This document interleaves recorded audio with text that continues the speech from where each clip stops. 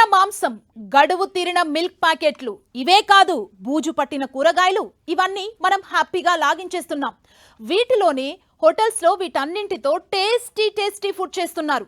మనం money pay చేసి మరీ లాగించేస్తున్నాం. ఇదేదో రోడ్ సైడ్ టిఫిన్ సెంటర్స్ కావు, చిన్నపాటి హోటల్స్ కూడా కాదు.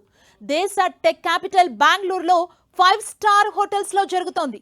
అపరిశుభ్రంగా ఉన్న అవుట్డేటెడ్ ఐటమ్స్ ని సైతం బెంగళూరులోని 5 స్టార్స్ హోటల్స్ లో వండేస్తున్నారు.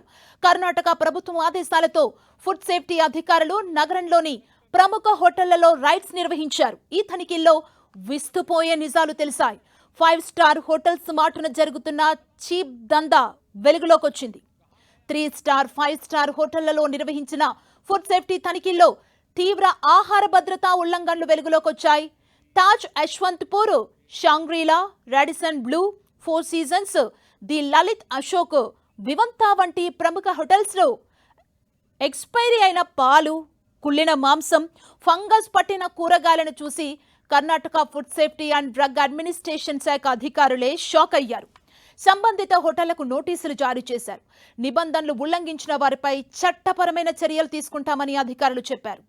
కర్ణాటక ఆరోగ్య మంత్రి యూటీ ఖాదర్ ఆదేశాల మేరకు 30 ఫుడ్ సేఫ్టీ అధికారుల బృందం బెంగళూరు అర్బన్ జిల్లాలో 26 హోటల్స్లో ఆకస్మికంగా తనిఖీలు నిర్వహించారు.